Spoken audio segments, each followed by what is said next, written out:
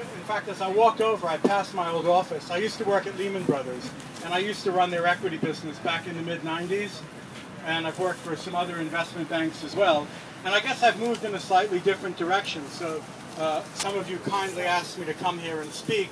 And I think rather than give you a long, boring, tedious talk about anything, I think what I'd rather do, if it's all right with you, is just say 3 brief things and then answer any questions so that I can be responsive to what you'd like to hear about, if that's okay. Is that all right? Okay. So I have really, and one thing you should know about me and my background is that I used to be an expert, or considered an expert, whatever the difference is, on the financial services sector. So I grew up in the United States, as you've obviously gathered, and I was an expert in the U.S. financial system, but I came over here in '87 and I focused on that. I have only 3 messages and 3 core things I'd like to say.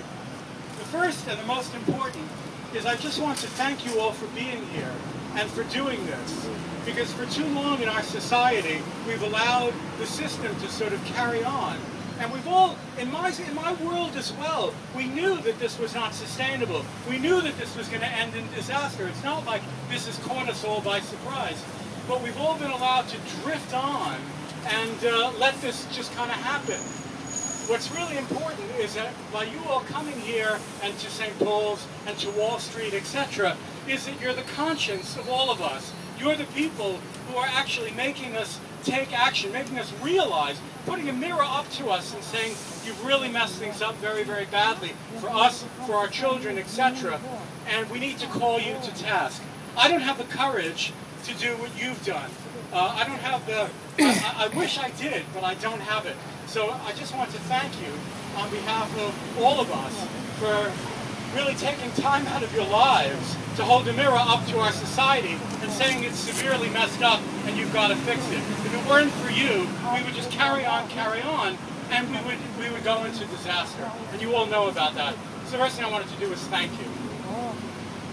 The second thing I wanted to do was get into a little bit more detail about the financial services sector, a sector where I have some knowledge from the past, and also a sector I've kept in touch with, because I think the greater the extent to which you are armed with facts, the more you know about what the problems, I think, really are, the better able you're going to be to fight against the arguments that you just don't understand what's going on, or it's all very complicated, let us sort it out. And we see what's happened as they've sorted it out. So the financial system is simply bankrupt. We borrow too much, governments borrow too much, companies borrow too much, individuals borrow too much, and in addition, investment banks engaged in activities that they knew were not sustainable on a long-term basis. We knew all of this. What did he say? He said get a job. I said we got jobs. I got the suit. So here's the thing. You're being told that more regulation will sort this out. Bankers come to you and say, yeah, we went a little overboard, but actually the system's quite okay. It's just that a few bad apples messed up a bit, and now we're going to sort all that out, don't you worry. That's just bullshit. It's so common to say we're going to pick 3 or 4 people and we're going to nail them, we're going to throw them in prison, and we're going to say these were really the problems. But the system, it was fine. We need to do a little tweaking here or there, and then everything will be okay. That is just not the truth. Just think about it for a second. Think of the game that we in the financial sector play. We play a game where we make bets, sometimes really, really huge bets, and if it works out really well, we get paid a lot of money. But if it works out disastrously and our bets don't pay off, society pays the price. That is such an attractive game. Who here wouldn't play that game? Why on earth are we creating a game for people like that to continue to play? It is simply unsustainable. It has to be. Just think about it. You play, you win, you get to keep the money, you lose, and all the rest of us pay. But it's not just the bankers who are at fault, because we as a society and have elected people who have allowed our politicians to create this game. We've kept that crap table open. And any idiot is going to keep playing that game until you stop. So I do not believe these firewalls that experts talk about are going to get anywhere. I do not believe that more regulation will solve everything. I think there's only one simple solution, and it won't be implemented, but it's the only one that'll work, and that's that you have to cap investment banker compensation. If you just say there's no incentive for you to bet the house, which is, by the way, my house, you can't bet the house because you won't get the money, then actually what will happen is they won't make these bets. So we say banker compensation cannot go above X, and I'll leave it for you all to help us figure out what X should be. And people won't take these bets because no amount of regulation is going to catch clever bankers who have an incentive. But when we're talking about incentive, we're not talking about an incentive to make an extra £100.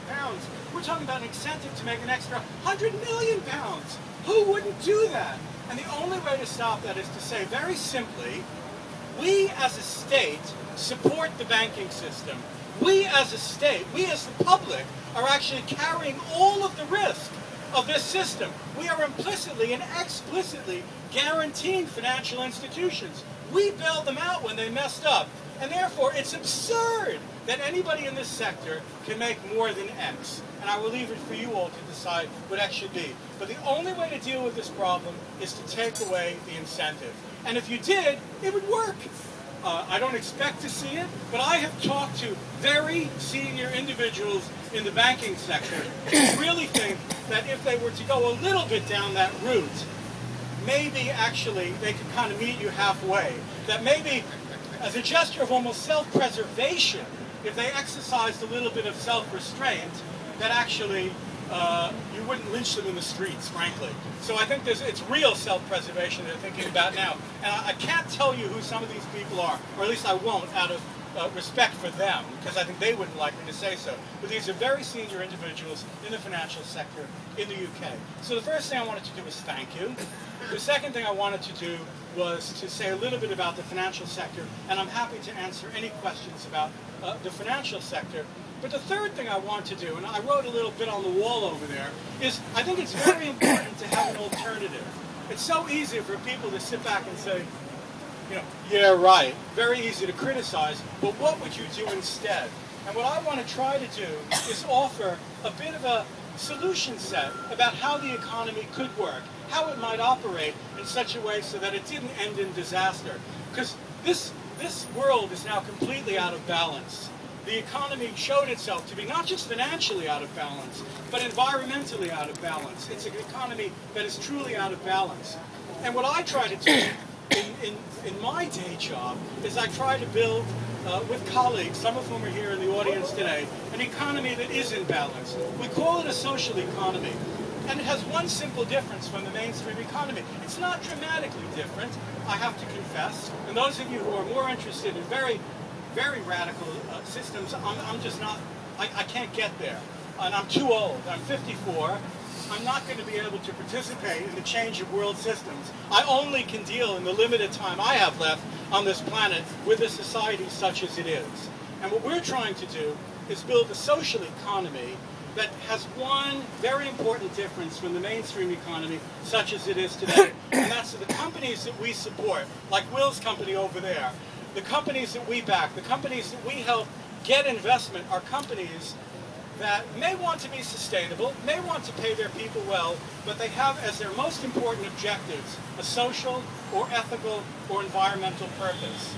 So people don't, I mean, it's okay for people to live, for people to do okay, for people to prosper, but an economy such as we've had it now, where a very, very limited group of people prosper at the expense of everybody else, is just unsustainable. It ends in disaster.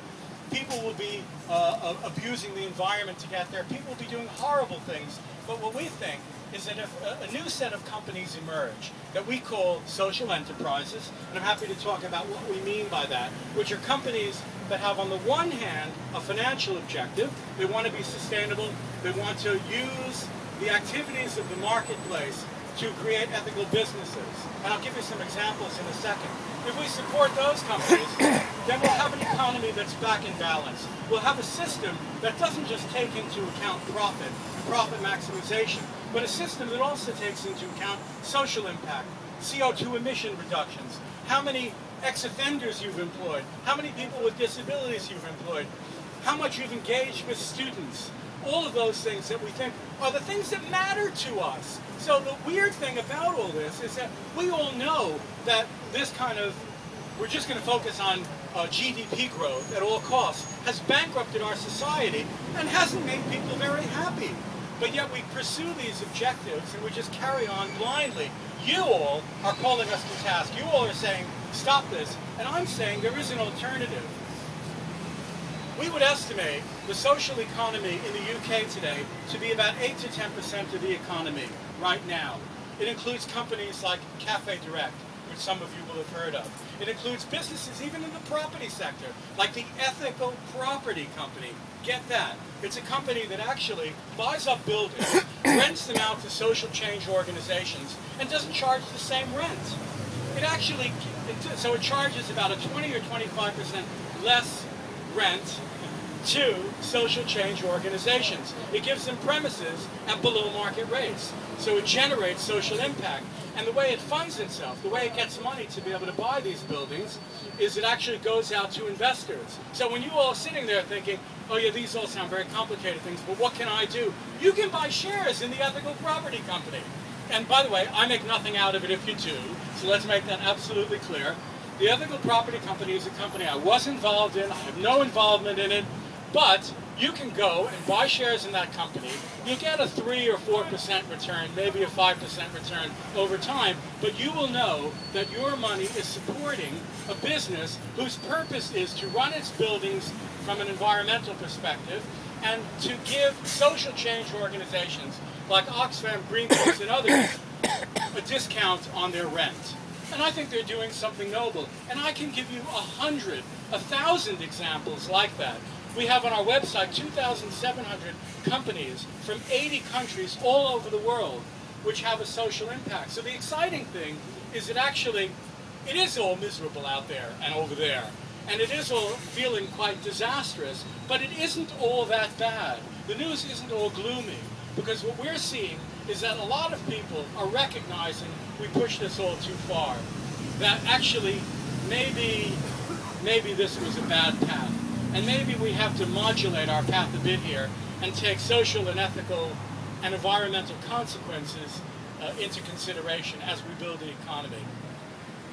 And what we're doing with some of my colleagues is trying to actually help those companies. So we all acquired our skills on the dark side. I'll confess to that. But what we're trying to do is actually use those skills, use those contacts, use those connections to build a more social economy, which you can support by buying the products of businesses like, you know, in the old days, the Body Shop, or now Cafe Direct, or some of the other smaller businesses that we support. Or you can invest in companies like Ethical Property, or you can put your money in banks that are ethical banks. And there are a growing number of these banks available to you. They actually tend to be less risky than these banks. So they're less risky, they won't give you the same profit. But we all know what happened in an economy where people promised high profits and couldn't deliver. It isn't sustainable. It won't last. What will last is where people make fair profits, where people pay themselves fairly, and where we take social, ethical, and environmental impacts into account. That's all I had to say.